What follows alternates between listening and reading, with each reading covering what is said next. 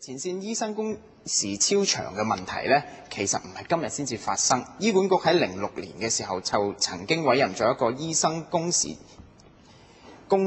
策劃督導委員會，並且係發表咗一個報告，制定咗策略同埋實施嘅方針，希望喺3年之內呢，將公立醫院嘅醫生每週平均嘅工時係減低，以及呢係降低佢哋每次連續當班嘅工作時間。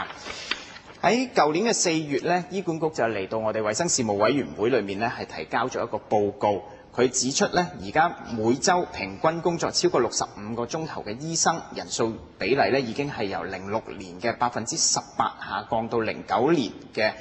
4.8%，而喺醫院連續候召超過24小時嘅醫生數目，亦都由06年嘅平均每日340人下降到09年嘅221人。數字上面睇呢，好似醫生嘅超時工作嘅問題或者工時長嘅問題呢，已經係得到明顯嘅改善。但係唔知點解呢，即係我哋喺唔夠1年之內，呢個醫生工作時數長嘅問題又再突顯。我都好想請教下局長，要解決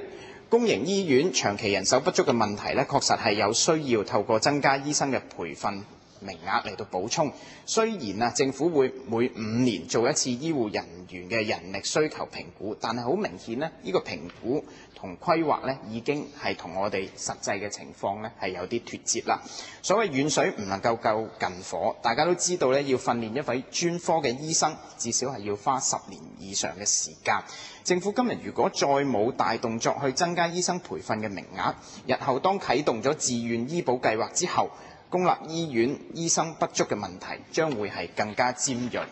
而喺挽留現職嘅醫護人員方面呢，醫管局係有需要訂立一個公平合理嘅晉升機制，等佢哋覺得喺公立醫院做嘢係有前景，而唔係越做越心淡。